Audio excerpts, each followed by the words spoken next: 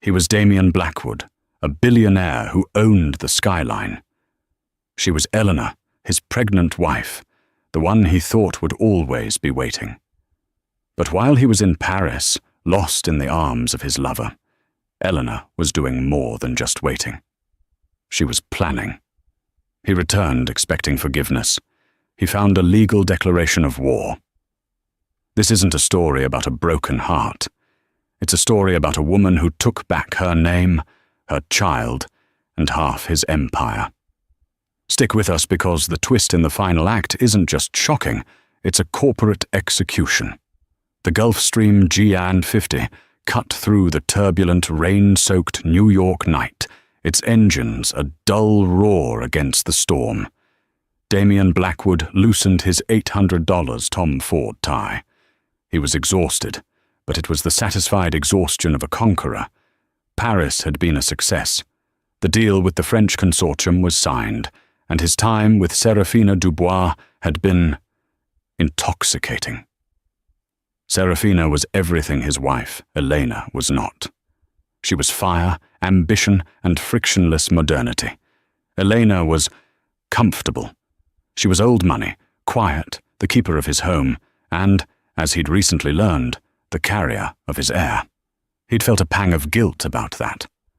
Leaving his pregnant wife for 2 weeks for a critical negotiation that was really 50% business and 50% pleasure. But guilt was a currency Damian rarely traded in.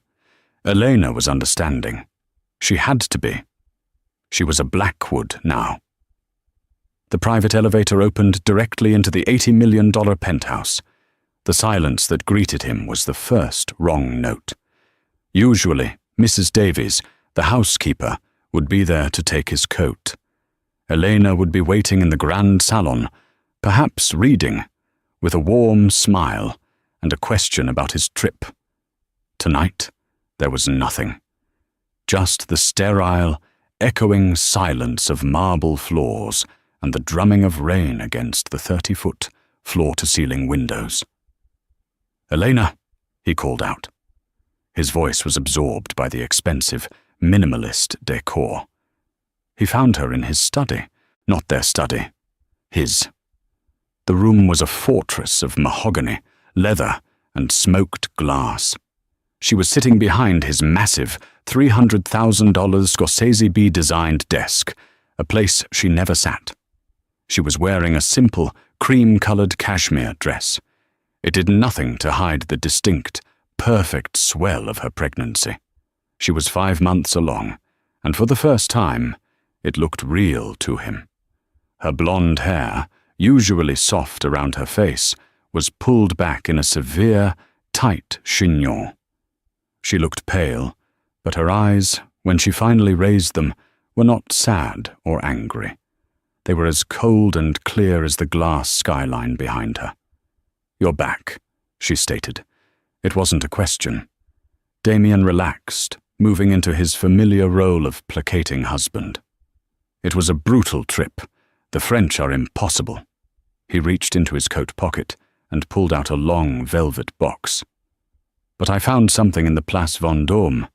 I thought of you." He slid the Cartier box across the acres of polished wood. It was a diamond tennis bracelet, 150,000. An apology, a reward, a leash. Elena looked at the box. She did not open it. She did not touch it.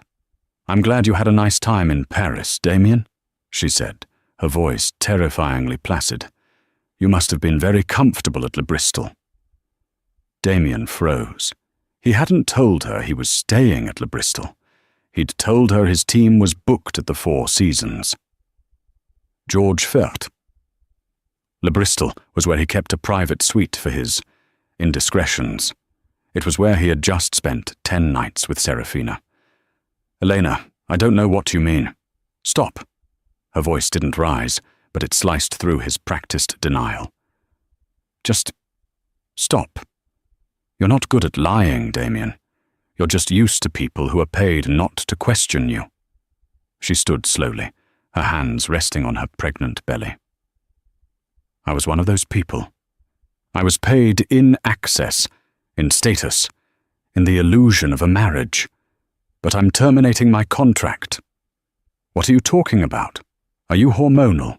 Elena, sit down, you're not making sense. She slid a thick, blue, leather-bound folder from the desk blotter toward him. It landed with a soft, expensive thud next to the unopened Cartier box. I'm making perfect sense, she said. These are divorce papers. My lawyer, Marcus Thorne, filed them with the New York County Clerk's office this morning at 9 a.m. You were served by proxy via your legal counsel, Arthur Kensington, at 9:05 a.m. I imagine he's been trying to reach you. Damian stared at the folder as if it were a snake. He opened it. His hands, which had signed billion-dollar deals without a tremor, were shaking. Petition for dissolution of marriage, Elena Vance Blackwood. Petitioner, vers Damian Ories Blackwood. Respondent. He laughed. It was a sharp, ugly sound. This is absurd. Elena, stop this game. You're pregnant. You're pregnant with my son, my heir. Elena walked around the desk, stopping a safe distance from him. She finally looked at him, truly looked at him, and he saw a stranger. The soft, pliant girl he'd married was gone. In her place was a woman made of polished steel. That's precisely why I'm divorcing you, she said, her voice clear and carrying over the storm. I will not raise my child in a house built on lies. I will not raise my son to be his father, and I will not be the quiet, humiliated wife who looks the other way. This isn't a game, Damian. This is an extraction. You have nothing, he snarled, his charm vanishing, replaced by the raw, brutal core of his power. I own this building. I own that dress. I own you. You signed a prenup. You'll get your little severance package and you'll be ruined. Will I? Elena smiled. It was the first emotion he'd seen on her face, and it terrified him. You should have read the fine print, Damian. Arthur Kensington really is a terrible lawyer. Or maybe he just never thought I'd be the one to use it. She walked past him, toward the door. Where are you going? He demanded. I'm going to my new home. My driver is waiting. I'll have you declared an unfit mother. I'll take that baby. I will bury you, Elena.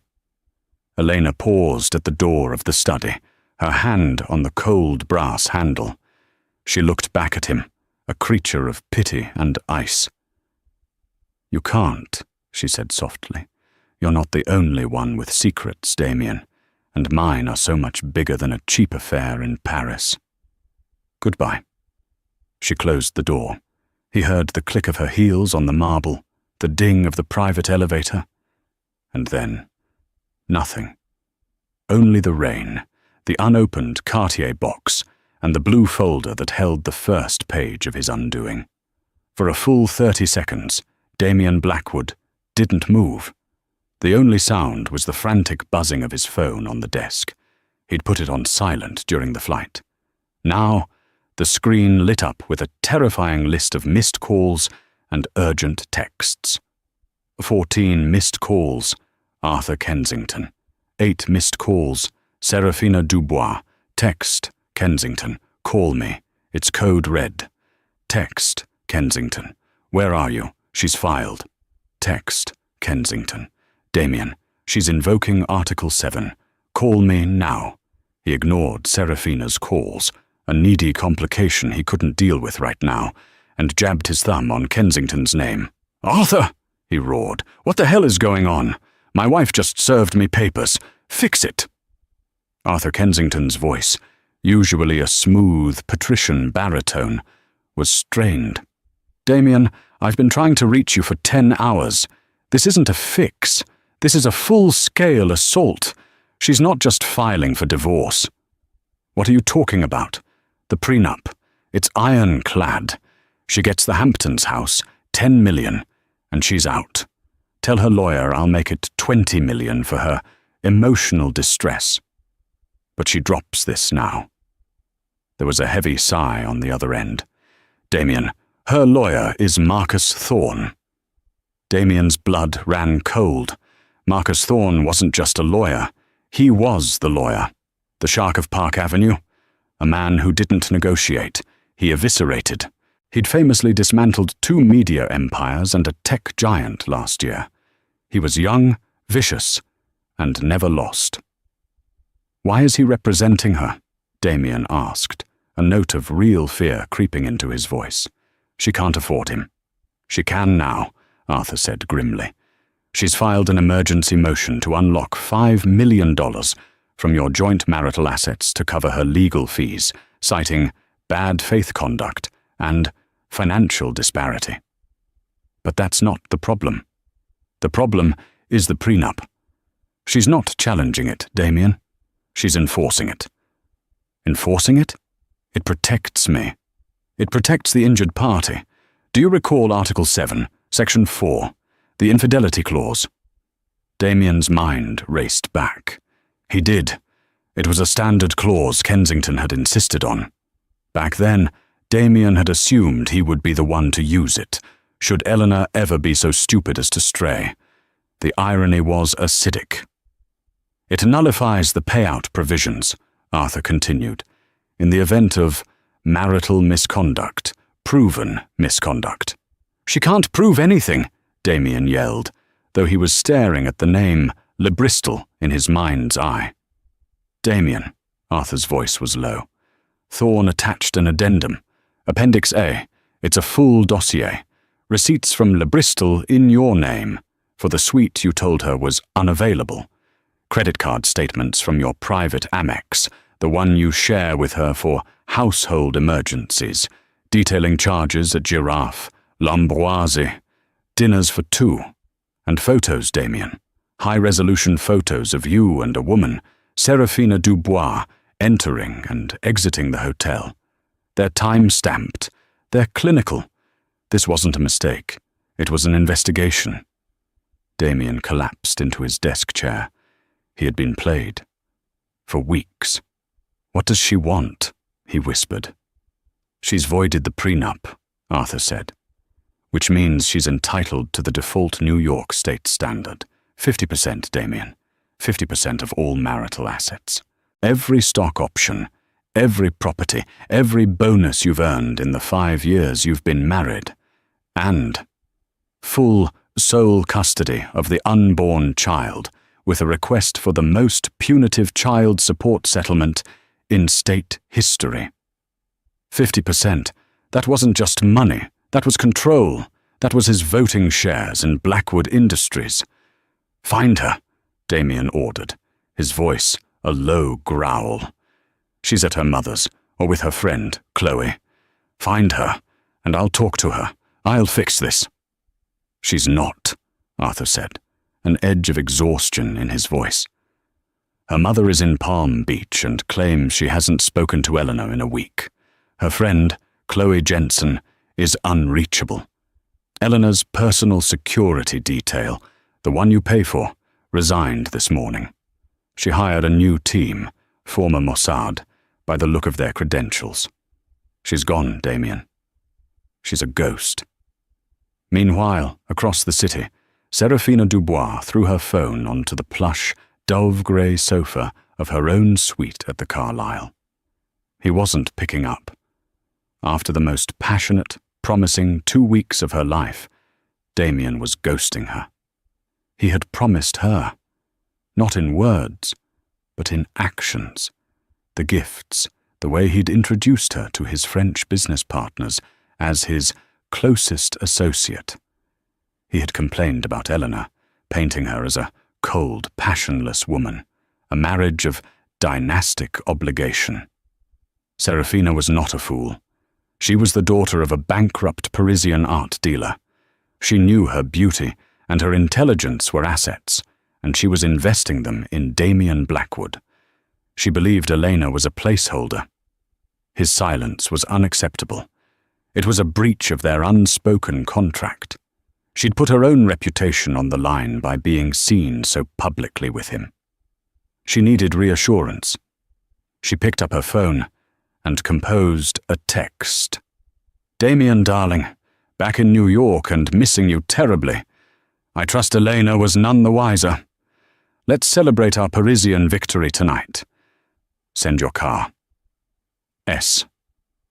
She hit send, a confident smile on her face. He was just busy with re-entry. He'd text back. He always did. The text Damian was reading was far more sinister. It was a new one, from an unknown number. To answer your question from earlier, no, I didn't get this from a PI. You gave it to me yourself. 3 months ago, you left your phone unlocked on the nightstand. I saw a text from S. Last night was divine, mon amour. You thought I was sleeping. I wasn't. I didn't cry. I didn't yell. I called a lawyer. Everything since then. Damian. My morning sickness that kept me from traveling with you. My sudden interest in the family finances. My nesting. It was all a lie. It was a strategy. You didn't just cheat on your wife, Damian. You underestimated her. That was your fatal mistake. He hurled the phone across the study. It shattered against a wall-sized abstract painting, the battery skittering across the marble. He was right. This wasn't a divorce. It was a war. And he had just discovered he was the only one who didn't know it had started. 3 days later, Damian Blackwood sat in the sterile beige and glass conference room of Marcus Thorne's 50th floor office. The view was magnificent.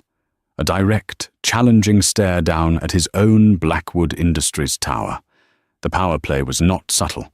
Damian was flanked by Arthur Kensington, who looked like he hadn't slept, and a junior associate who was visibly trembling. Across the table sat Marcus Thorne. Thorne was a man who looked like he'd been sculpted from stainless steel. He was young, perhaps 35, wearing a bespoke, razor-sharp Brioni suit that probably cost more than the associate's car. He didn't glower. He didn't posture. He just watched, his eyes missing nothing, his hands steepled. Beside him sat a woman, equally sharp, his co-counsel. Elena was not present. Mr. Blackwood. Thank you for joining us, Thorne said. His voice was smooth, like expensive whiskey over a block of ice. My client prefers to handle this through counsel to minimize emotional distress, given her delicate condition. Cut the crap, Thorne, Damian snapped. This is a shakedown. Let's talk numbers. What's the real price to make this go away? Marcus Thorne permitted himself a small, thin smile. He gestured to his associate, who slid a new, even thicker, binder across the table. There is no go-away price, Mr. Blackwood. There is only the settlement.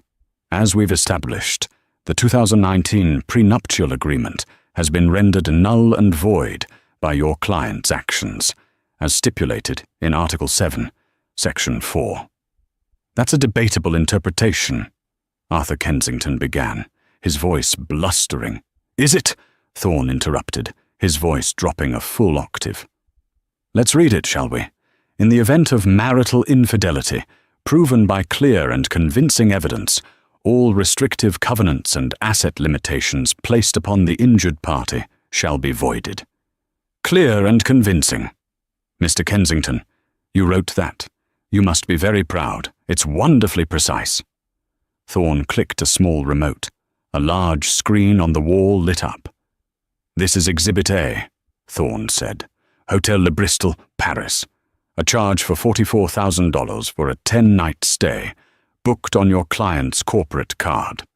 The same card he used to tell my client the hotel was fully booked for her children's charity gala planning committee. A demonstrable lie. He clicked again. Exhibit B, a high-resolution photograph. You, Mr. Blackwood, and Ms. Seraphina Dubois, kissing at the entrance to the hotel. Time-stamped.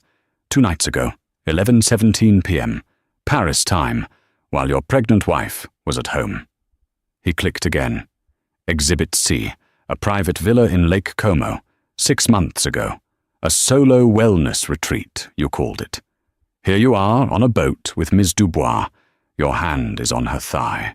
My investigator got a lovely shot. Clear and convincing, wouldn't you say?" Damian felt the blood drain from his face. 6 months. Elena had known for 6 months. "This," Damian said, finding his voice, "is circumstantial. It's a violation of my privacy." "It's evidence," Thorne corrected him. "And we have more.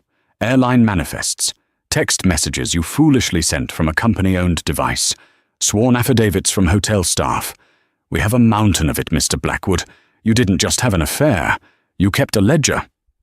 Kensington looked sick. "Marcus, this is excessive. What does she want?" Thorne closed the file. The screen went black. "My client is a reasonable woman. She does not want to destroy Blackwood Industries. She is, after all, the mother of its future. Well, a future shareholder." He slid a single sheet of paper across the table. It was a term sheet. "1," Thorne said. "My client wants $200 million liquid assets transferred to a blind trust in her name within 30 days. "That's insane," Damian whispered. 2, Thorne continued, ignoring him. "She wants the Hamptons estate and the penthouse you currently occupy. You will have 48 hours to vacate the premises." "She's kicking me out of my own home. It was purchased during the marriage. It is a marital asset." 3, she wants a 49% non-voting stake in Blackwood Industries to be placed in a trust for the child, Aria Grace Vance. Damian's head snapped up. "Aria? She's named the baby? It's a girl?" Thorne's expression didn't flicker. "My client chose the name. You forfeited your right to an opinion." 4, full, sole, and exclusive legal and physical custody. You will have no claim. You will have no visitation unless mutually agreed upon by my client and a court-appointed child therapist. Finally, a lifetime, ironclad non-disclosure agreement. You will never speak of her, the child, or this settlement, publicly or privately, for the rest of your life. Damian looked at the list. It wasn't a settlement. It was an annihilation. "No," Damian said. "Absolutely not. The custody. No, the shares. No, I'll fight you. I'll drag this through the courts for a decade. I'll prove she's an unfit mother. A gold-digging, manipulative—" "I would advise against that," Thorne said, his voice dangerously quiet. "You see, Mr. Blackwood, you seem to believe you are the only one with leverage. You think this is about your affair in Paris." He leaned forward. "This isn't about sex. This is about fraud." Kensington paled. "What are you talking about?" "I'm talking about the Helios Gen patent," Thorne said. Damian felt his heart stop. The Helios Gen patent was his new multi-billion-dollar clean energy division. It was the future of his company. "My client," Thorne said, "was reviewing your financials, as she has been for 6 months. She found some irregularities. Specifically, the $50 million you listed as R&D expenses that was actually funneled to an offshore shell corporation in the Caymans. The same shell corporation you used to buy the silence of an associate who helped you acquire the base technology from your chief competitor, Justin Thorne." Damian stared. He'd been set up. Elena hadn't just found this. "Who told you that?" Damian demanded. "My client is very thorough," Marcus Thorne said. "And as it happens, Justin Thorne is my brother." The room spun. This wasn't a divorce. It was a corporate raid. Elena hadn't just hired a lawyer. She had allied herself with his greatest enemy. "You," Damian said to the empty chair where Eleanor should have been. "You bitch." "Take the deal, Mr. Blackwood," Thorne advised, standing up and smoothing his suit jacket. "Because if you fight me on the custody, if you breathe one word about my client being unfit, I will not file this in civil court. I will walk these documents over to the U.S. Attorney's office, and they will be very interested in the wire fraud you committed to steal the Helios Gen patent." "This is blackmail," Arthur Kensington sputtered. "This," Marcus Thorne replied, opening the door for them, "is a settlement. You have 24 hours to sign. Good day, gentlemen." Damian stumbled out, his billion-dollar empire, his home, his child, all of it hanging by a single, terrifying thread. The 24-hour deadline passed in a blur of incandescent rage. Damian did not sign. He couldn't. To sign was to admit defeat, to hand over his legacy to a woman he'd dismissed as a pretty ornament. "He's stalling," Marcus Thorne told Eleanor over a secure line. Eleanor was in a discreet, high-security residence in the Hudson Valley, a property owned by a holding company that traced back to Justin Thorne. "He's not stalling, Marcus," Elena said, her hand on her belly. The baby kicked, as if sensing her agitation. "He's plotting. He doesn't know how to lose, so he'll try to burn everything down instead." "Let him," Marcus said. "We're fireproof." Damian's counterattack was not subtle. It was brutal and public. He called in his most valuable chip, Tara Reynolds, the most feared and read gossip columnist in New York. He gave her an exclusive. The next morning, Tara's column, The Reynolds Wrap-Up, exploded across the internet. Blackwood's troubled marriage, billionaire's pregnant wife vanishes. Friends fear for her fragile mental state. The article was a masterpiece of character assassination. It painted Damian as a worried, heartsick husband, desperately searching for his emotionally volatile wife. It quoted anonymous sources close to the family, Damian's own PR team, who detailed Eleanor's history of erratic behavior and deep-seated insecurities. It implied she was suffering from a prenatal psychological breakdown, that her disappearance was an act of instability, and that Damian's only concern was for the health of his unborn child. He was painting her as an unfit mother. "He's clever," Eleanor's friend, Chloe Jensen, said, reading the article aloud in the sunlit kitchen of the safe house. "He's not just trying to win in the press. He's laying the groundwork for a custody battle. He's going to claim you're unstable and that you kidnapped the baby." "He can't," Elena said, her voice tight. "Marcus has the fraud evidence." "And Damian knows you'll never use it," Chloe argued, putting the tablet down. "He's betting that you won't send the father of your child to prison. He thinks your morality is your weakness. He thinks you'll trade your silence on his fraud for custody of your child." Elena stared out the window at the peaceful, rolling hills. He was right, she wouldn't. She couldn't put her daughter's father in jail. "He's wrong," Elena said, turning back, her eyes hard. "My morality isn't my weakness. It's my motive. But he's just made a terrible mistake. He's brought a new player into the game." "Who?" "Serafina Dubois." In her suite at the Carlyle, Serafina was reading the same article, and she was furious. Emotionally volatile, fragile mental state. This was not the narrative she and Damian had discussed.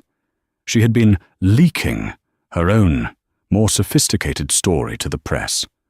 One of a whirlwind Parisian romance, an unfortunate entanglement with a powerful man in a loveless, business-like marriage. She was positioning herself as the sophisticated, equal partner, the one who truly understood him. This article, however, painted Damian as a victim, a loyal husband worried about a crazy wife. It erased Serafina from the equation entirely. It relegated her to a rumor, a non-entity. If Eleanor was the crazy wife, then Damian was the wronged husband, and there was no room for a soulmate in that story. He was cutting her loose. He had used her to escape his marriage, and now he was using his marriage to escape her. Her phone rang. It was an unknown number. "Ms. Dubois?" The voice was male, smooth, and unfamiliar. "Who is this?" "My name is Marcus Thorne. I'm the attorney for Elena Vance Blackwood. I believe you and I have a mutual interest. His name is Damian Blackwood. He's currently portraying my client as unstable and himself as a saint. I imagine you're not thrilled with that narrative." Seraphina's mind raced. An alliance with the wife. "I don't know what you're talking about." "Please don't," Thorne said, his voice impatient. "I have photos of you and Mr. Blackwood in Lake Como, Paris, and at his private apartment on the west side. You're not a rumor, Miss Dubois. You're an accomplice. Right now, he is throwing you under the bus along with his wife. He is building a story that makes him the only sympathetic character. You are about to become the scheming foreign mistress who preyed on a good man." Seraphina gripped the phone. He was right. That would be the next story. "What do you want?" she whispered. "I want the truth. You're ambitious, Miss Dubois. I can respect that. Damian used you. He made you promises. I'm offering you an opportunity to secure your own future. Tell me what he promised you. Tell me what he told you about the Helios Gen patent." "Why would I do that?" "Because," Thorne said, "my client is prepared to amend her settlement. She is prepared to add a pain and suffering clause for you, a 7-figure thank you for your cooperation. Or you can side with Damian, get nothing, and be painted as a home wrecker in every paper from here to Paris. Your choice." Seraphina looked at the Tara Reynolds article again. Fragile wife. Worried husband. "He told me," Seraphina said, her voice pure ice, "that Elena's pregnancy was a trap. He told me he was going to file for divorce the day after the baby was born. He said he would secure the Helios Gen patent, spin it off, and we would run it together. He said he was just waiting for the right time." "Thank you, Ms. Dubois," Marcus said. "We have a deposition scheduled for you tomorrow. We'll send a car." He hung up. Damian's unfit mother ploy had just spectacularly backfired. He thought he was playing checkers. Elena and her team were playing 3-dimensional chess. He hadn't just angered his wife, he had scorned his mistress. And in a war this vicious, that was a fatal mistake. Damian Blackwood was a cornered animal. The Tara Reynolds article had bought him 48 hours of public sympathy, but it had enraged his true enemies. He was in his office at Blackwood Industries, a place he now felt was under siege, when Arthur Kensington burst in, his face ashen. "He's filed an injunction," Arthur panted, throwing a new legal filing onto Damian's desk. "Thorne, he's filed an emergency injunction against you." "On what grounds?" Damian snarled, snatching the paper. "Libel, defamation, intentional infliction of emotional distress. He's citing the Tara Reynolds article as a malicious and fraudulent attempt to prejudice the court ahead of a custody hearing. He can't prove I was the source. He doesn't need to. He's attached a sworn affidavit from Seraphina Dubois." Damian's world tilted. He read the attached statement. Seraphina detailed in humiliating precision Damian's entire plan. How he'd bragged about managing the press, how he'd used the exact phrases fragile and unstable to describe Elena to her, how he'd promised to leave Elena for her. She betrayed me," Damian whispered. It was an unfathomable thought. "She was deposed by Thorne yesterday," Arthur said. "And it gets worse. She also provided testimony about your conversations regarding the Helios Gen patent. She confirmed you told her you had to get creative to beat Justin Thorne to the technology." Damian was shaking. This is a conspiracy." "That's exactly what it is," a new voice said from the doorway. Damian looked up. Standing in the frame of his office was Justin Thorne. He was the opposite of Damian.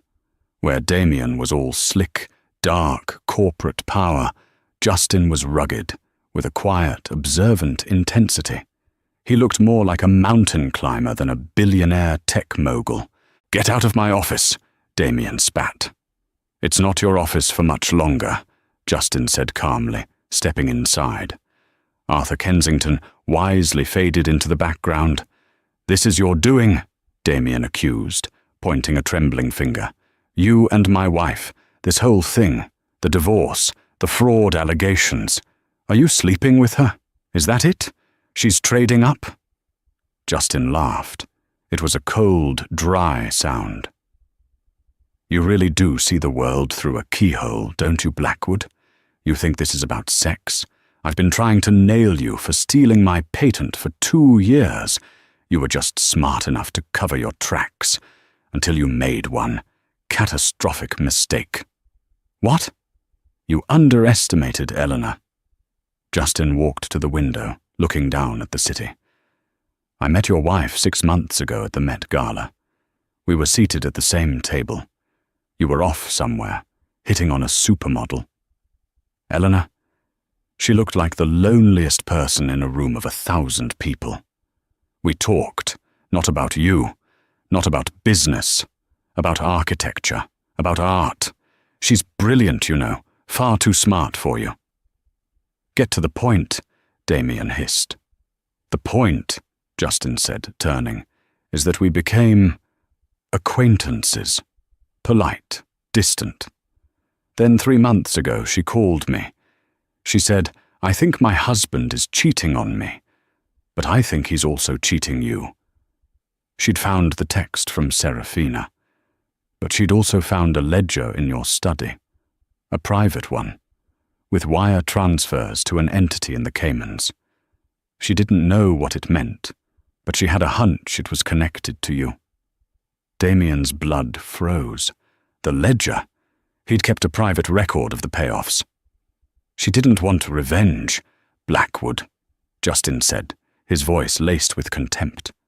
"She wanted out. She wanted to protect her child. She came to me for help, not to have an affair.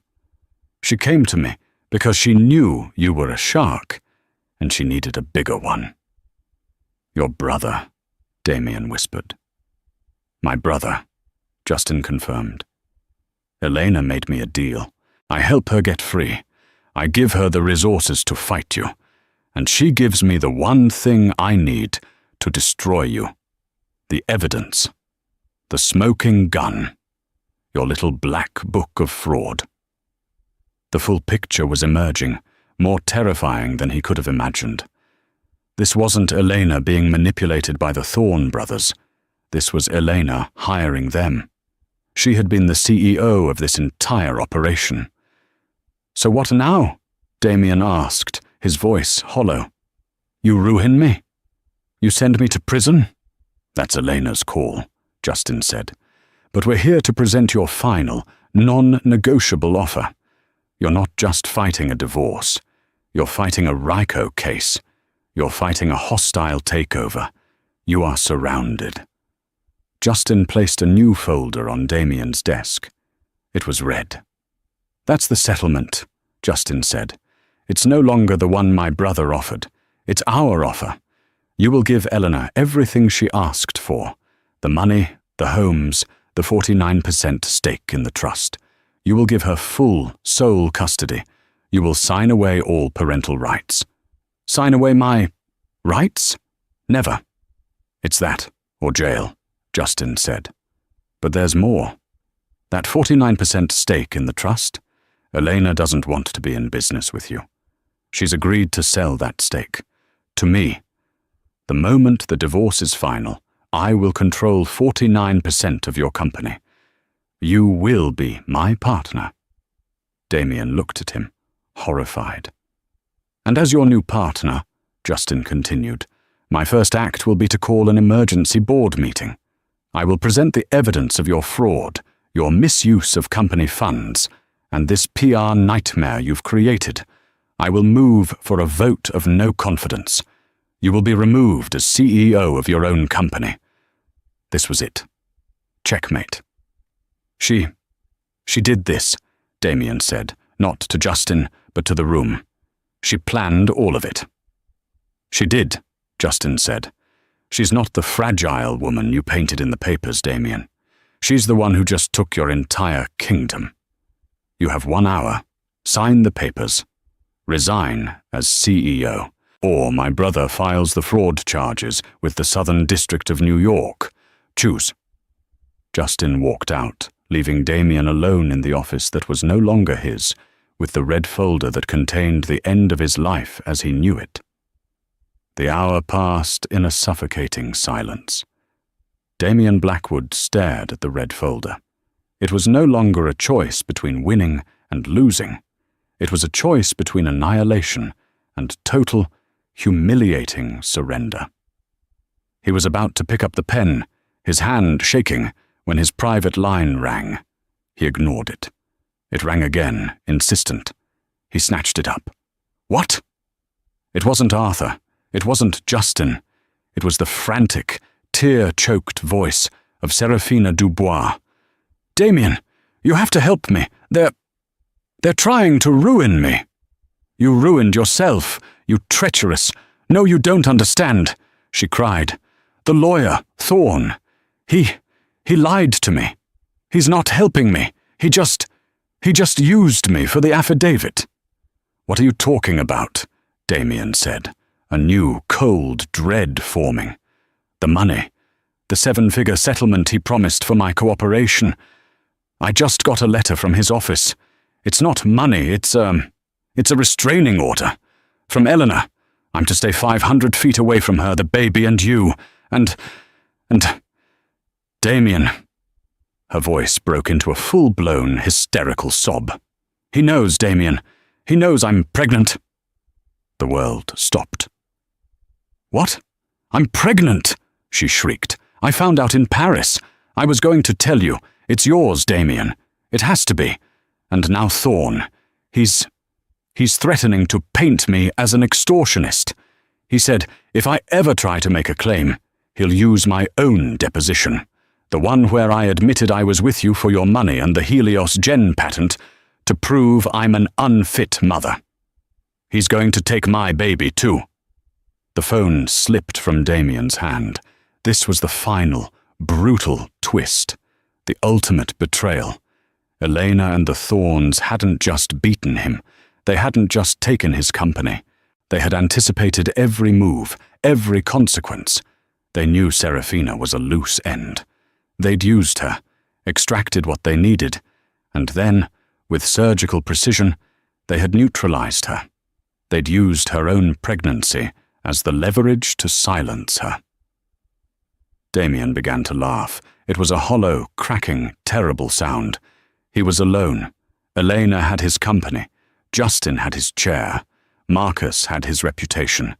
And Seraphina, the woman he'd betrayed his wife for, was now just another victim, caught in the same steel trap that had closed on him. He looked at the red folder, at the signature line. He picked up his $5,000 Mont Blanc pen. He signed. He signed away his company. He signed away his homes. He signed away his name. And with a final, jerky stroke of the pen, he signed away all parental rights to a daughter he would never know. He was no longer Damian Blackwood, the billionaire. He was just a man in an empty room. He found himself, hours later, walking in the rain. He'd left his security, his driver, everything. He was just walking. He was numb. He'd lost count of time. But he found himself standing across the street from a modern, discreet, but undeniably luxurious high-rise on the Upper West Side, the one Seraphina was staying at. He didn't know why he was there. To yell at her? To see the other person he had destroyed? As he stood there, a black, armored Mercedes-Benz S-Class pulled up to the curb. The doors opened. First, 2 large security guards stepped out, scanning the street. Then, Marcus Thorne emerged. He opened the rear door. Elena stepped out. Damian's breath caught. He hadn't seen her in person since that night. She was magnificent. She was now heavily pregnant, nearly 8 months, and she wore a dark grey, impeccably tailored wool coat. She looked powerful, regal. The fragile woman from the gossip columns was a joke. This was a queen. She was flanked by her security and Marcus. They were moving toward the building. "Elena!" His voice was hoarse, a desperate shout over the city noise. She stopped. The security team tensed, their hands moving inside their jackets. Marcus put a restraining arm in front of her. Elena turned. She saw him, standing across the street, soaked to the bone, a ghost. Damian took a step forward. "Elena, please, don't do this. Not the company, not the baby. My child." Elena looked at him, her face unreadable in the city light. She didn't look angry. She didn't look sad. She looked indifferent, as if she were looking at a stranger who had asked her for directions. "She's not your child, Damian," Elena said, her voice carrying across the space between them, clear and cold. "She's my child. You signed the paper. He made me. Thorne, it was blackmail." "It was a choice," Elena replied. "You chose the Helios Gen patent over your wife. You chose your pride over your daughter. You chose, Damian, every step of the way, and you just made your final choice. You signed." "And her?" he snarled, gesturing wildly at the building. "Serafina, what you did to her, that was monstrous. She's pregnant, Elena, with my child." Marcus Thorne stepped forward. "Mr. Blackwood, you are in violation of the NDA and the proximity agreement. If you do not leave, I will have you arrested." "Tell me," Damian roared, desperate, insane. "Is it true? Are you going to take her baby too?" Elena looked at him. A flicker of something, disgust, perhaps, crossed her features. "I am not a monster, Damian," she said. "I am a mother. What I did was ensure that Ms. Dubois can never use her child to extort mine. I've set up a trust, an anonymous one. It will provide for her child, and only the child, for the rest of its life. On one condition, that she never, ever contacts you, me, or my daughter. She will raise her child in peace, far from here, far from you." She had thought of everything. She hadn't just destroyed him. She had saved the one other person he had wrecked. She had saved Serafina from him. You. He had no words. "What you call monstrous, Damian," Elena said, turning away, "is what I call thorough. You taught me that. Goodbye." She, Marcus, and her team disappeared into the lobby. Damian was left on the street, in the rain, with the full, complete, and agonizing understanding of his defeat. He hadn't just lost a fight. He had been surgically, brilliantly, and completely dismantled. The atmosphere in the private maternity suite at the Weill Cornell Medical Center was not one of hushed fragility, but of profound, quiet triumph. It smelled of antiseptic and fresh lilies. The room was bathed in the soft, hopeful light of a late autumn morning. Elena Vance, looking utterly transformed from the guarded woman who had masterminded a corporate coup, held her daughter.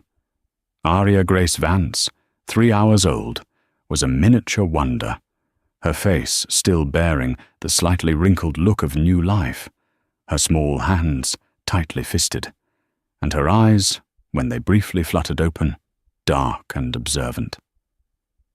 The emotional fatigue of the past year, the planning, the deception, the legal warfare, had melted away, replaced by the deep physical satisfaction of motherhood. This child, named Aria, meaning melody or air, and bearing her mother's maiden name, Vance, was the physical manifestation of her liberation. There was no Blackwood here. The name, like the man, had been ruthlessly purged. Chloe Jensen, her oldest and most loyal friend, sat beside the bed, tears streaming freely down her face. "She's perfect, Elena," Chloe whispered, her voice thick. "Absolutely perfect. You did it. You kept her safe." Eleanor merely nodded, pressing her cheek against Arya's soft head. "We did it," she corrected gently. Chloe had been her silent confidant, the perfect cover, the one person who had truly believed in the cold calculus of Elena's plan. A discreet knock sounded. Justin Thorne entered, moving with the quiet efficiency of a man who had just finished the most satisfying, difficult work of his life. He wasn't dressed in the suit of a conqueror, but in casual, well-worn clothes, looking surprisingly approachable. "The building is secure," Justin reported, speaking low. "Marcus is downstairs dealing with the last of the paperwork. The non-disclosure agreements are signed by everyone, the lawyers, the nurses, even the janitorial staff on this floor." Total silence. Elena smiled, a genuine, luminous expression that made Justin pause. "Thank you, Justin." "Don't thank me," he said, moving closer to the bed, though maintaining a respectful distance. He looked down at the baby, a flicker of awe crossing his rugged face. "I got my company back. You got your life back. That's a fair trade." A nurse entered with a stack of packages. "Just arrived, Miss Vance. Congratulations."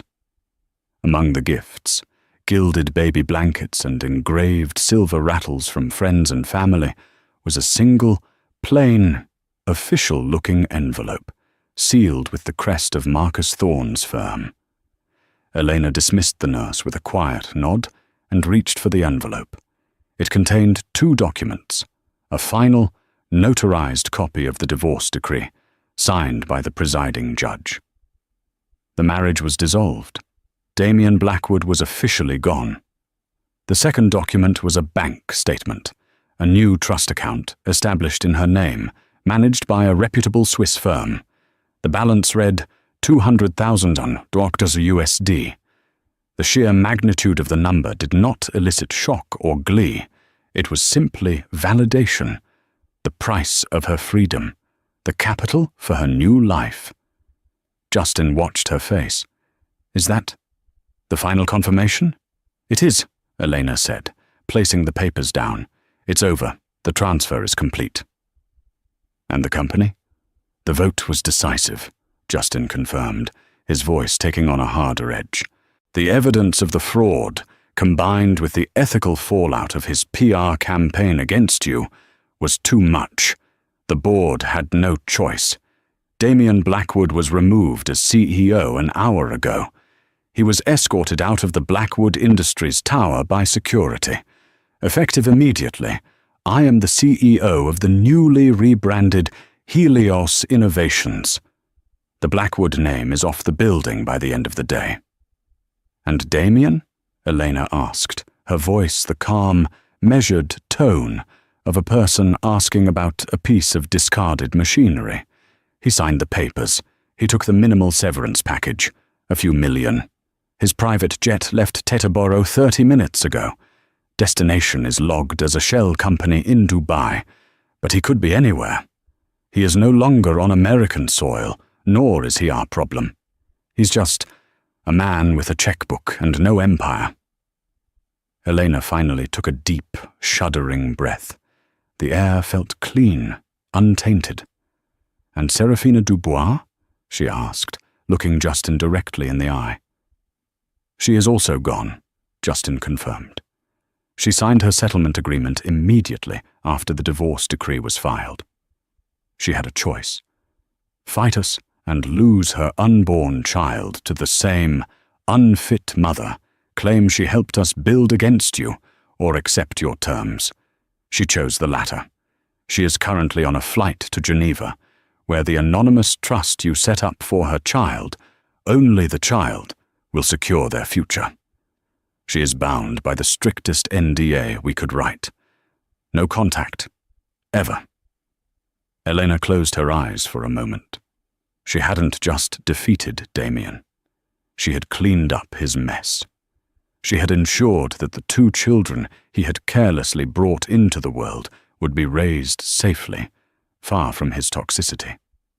She opened her eyes and looked at Justin. I am not a vengeful woman, Justin. I am a pragmatic one. I wanted justice for you and safety for my daughter. It seems we have achieved both. Justin stepped closer, his demeanor changing from that of a victorious business rival to something more personal. He looked at her with genuine respect. You are the most formidable person I have ever met, Elena, he said quietly. He thought you were a decorative accessory. He thought he was playing the long game. But you played chess while he was still fumbling with the cards. Elena looked down at Arya, who stirred and let out a tiny mewling sound. She gently stroked the baby's cheek. He taught me how to fight, Elena said. He just made the mistake of thinking I was fighting for him. I was fighting for this. She lifted her daughter slightly, showing the precious bundle of life to Justin. Welcome to the world, Arya, Elena whispered, a smile of pure, untainted maternal love gracing her lips. Your mother has already cleared a path for you. Justin offered her his hand, not a lawyer's handshake, but a gesture of shared respect. A new name on the skyline, a new legacy. Elena took his hand, the simple gold wedding band that had been a cage, now replaced by the warmth of genuine alliance. She was no longer Elena Blackwood. She was Elena Vance, a free woman, a millionaire in her own right, and the mother of the future. The war was over. The reign of Arya Vance had just begun. Damian Blackwood thought he was untouchable, but he forgot one simple rule. Never underestimate the woman you've wronged. Elena didn't just get revenge. She got her freedom, she got her child, and she got the entire company. She turned his greatest betrayal into her greatest victory. What do you think of Eleanor's plan? Was it a masterpiece of strategy or a cold-hearted takeover? Let us know your thoughts in the comments below. If you loved this story of drama, twists, and ultimate justice, please hit that like button. It really helps the channel. Share this video with someone who loves a story where the queen finally checkmates the king. And most importantly, subscribe to our channel and ring that bell. We drop shocking news stories like this every week, and you don't want to miss what happens next.